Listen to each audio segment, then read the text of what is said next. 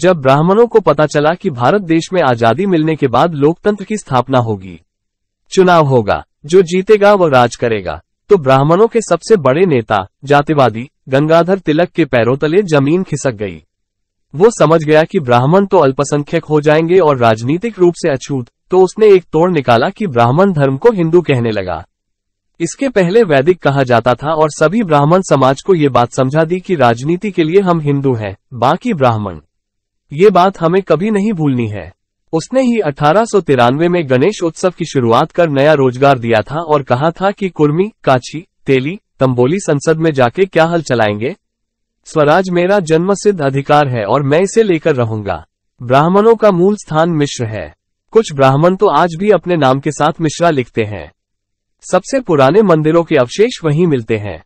जब टाइट्स ने इन्हें मारना शुरू किया तो ये वहां से जान बचाकर भागे और यूरेशिया में आकर बसे। इनका डीएनए पेरू जनजाति के लोगों से मैच हुआ है, टाइम्स ऑफ इंडिया सन 2001 में उल्लेख है। इनके कुछ पूर्वज थाईलैंड में गए, फिर वहां भी रामायण लिखी और एक कबीला ईसा पूर्व 7वीं सदी में हिंदकुश पर्वत में आकर बसा। इसका उल्लेख इनके ग्रंथों में है, लेकिन विस्थापन का समय नहीं बताते। सही समय हमें चंद्रगुप्त राज का यूनानी राजदूत लेखक मैक्स्थनीज अपनी प्रसिद्ध किताब इंडिका में लिखता है, शराब, गोमांस भक्षण और यज्ञ करना इनका मुख्य कार्य था। गोमांस भक्षण और शराब सेवन का ब्राह्मण कितना भूखा होता है, इसका उल्लेख ऋग्वेद में मिलता है। पहले यज्ञ का अर्थ आग जलाकर रात्रि में शराब पीना, मांस भूनकर खाना और सामूहिक संभोग होता था। बाद में इसे बदल दिया गया। राजा के करीब रहकर आर्थिक और राजनैतिक संरक्षण हासिल करना इनका मुख्य कार्य था। भारत बौद्ध राष्ट्र होने के कारण इनकी हैसियत न के बराबर थी। सम्राट अशोक ने बलि प्रथा पर रोक लगाकर ब्राह्मणों के पेट पर लात मारकर इन्हें सामाजिक अछूत बना दिया था। फिर ये बलि प्रथा छोड़कर राजा के करीब जाने के लिए नौकरी करने लगे। शुरू में इन्हें घोड़ों की देख रेख का कार्य मिला। कई पीढ़ियों के बाद एक ताकतवर योद्धा ब्राह्मण पुष्यमित्र शुंग का जन्म हुआ। उसकी प्रतिभा को देखकर उसे सैनिक में भर्ती कर लिया गया। धीरे धीरे वो सीढ़ियां चढ़ने लगा और सेनापति जा बना। फिर वो कई शीर्ष पदाधिकारियों को लालच देकर अपने साथ मिला लिया। राज्योत्सव के भरी सभा में सम्राट बृहदत्त मौर्य की हत्या कर खुद को राजा घोषित किया, किंतु प्रजा के आक्रोश और पड़ोसी राजाओं के आक्रमण का संकट देखते वो पाटलिपुत्र से भागते भागते साकेत आया। फिर वहां वैदिक संस्कृति की नींव डाली और बौद्धों का कत्ले-आम शुरू कर दिया। साकेत का नाम बदलकर अयोध्या किया, फिर वहीं अपनी राजधानी बनाया। एक बौद्ध भिक्षु के सर के बदले 100 स्वर्ण मुद्राएं देने की घोषणा कर दी। इसके बाद जब घाघरा नदी सरयुक्त हुई तो उसका सरयू नाम पड़ गया। वाल्मीकि को राजकवि बनाया और उससे रामायण लिखवाई, जिसमें खुद को राम और मौर्य वंश के 10 सम्राटों को दशानन रावण के प्रतीक रूप में रखा। उसकी कहानी में बौद्ध साहित्य की जातक कथाओं को जोड़ा। इसके बाद का इतिहास सबको पता ही है। राष्ट्रीय सेवक संघ ने कभी भी अंग्रेजों के खिलाफ आंदोलन नहीं किया और न ही समाज में व्याप्त बुराइयों, जातिवाद, ऊंच नीच को खत्म करने की कोशिश की। गांधी हत्या के बाद सामाजिक रूप से संघ अछूत हो गया।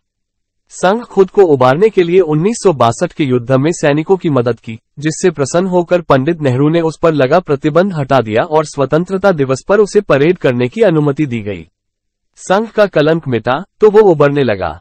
इंदिरा की इमरजेंसी का भी इन्होंने समर्थन किया। ओबीसी की बढ़ती हुई राजनीतिक ताकत को राजीव ने पहचान लिया और समाज को राष्ट्रवाद की ओर धकेलने के लिए अयोध्या में मंदिर का गेट खुलवा दिया। कई पार्टियों के गठबंधन से बनी वीपी सिंह की सरकार ने जब ओबीसी को आरक्षण दिया तो फिर भूचाल आ गया। भाजपा ने आडवाणी और नरेंद्र मोदी के नेतृत्व में रथ यात्रा शुरू की, जिसकी लपेट में पूरा देश आ गया और विवादित मंदिर का ढांचा गिरा दिया गया, जिसमें ओबीसी ने बढ़-चढ़ कर हिस्सा लिया था। फलस्वरूप एक पीढ़ी बर्बाद हो गई।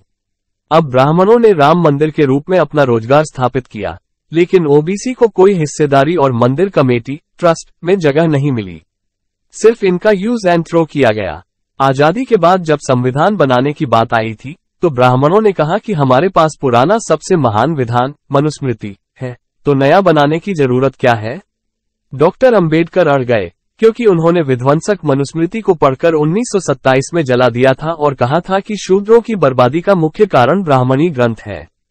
उनके खिलाफ केस करने की हिम्मत किसी में न हुई थी। आजादी के वक्त डॉक्टर अंबेडकर से बड़ा संविधानविद और अर्थशास्त्री कोई नहीं था, तो गांधी ने संविधान बनाने का जिम्मा प्रारूप समिति का अध्यक्ष बनाकर डॉक्टर भीमराव अंबेडकर को दे दिया। 2 साल 11 महीने 18 दिन की कड़ी मेहनत के बाद भारत का संविधान बन सका। अपनी अस्वस्थता में भी वो काम करते रहे। दुनिया के सभी बेहतरीन देशों के संविधान का गहराई से अध्ययन कर अच्छी बातें अपने संविधान में डाली। उसकी प्रस्तावना में ही समानता, बंधुता, धर्मनिरपेक्षता का बीज डाल दिया, जिसको बदलने की बात संघ लंबे समय से करता आ रहा है, जिससे भारत को हिंदू ब्राह्मण यहूदी राष्ट्र बनाया जा सके, जिसको कल मरना ही है। आज मर जाए, लेकिन संविधान नहीं बदलने देंगे।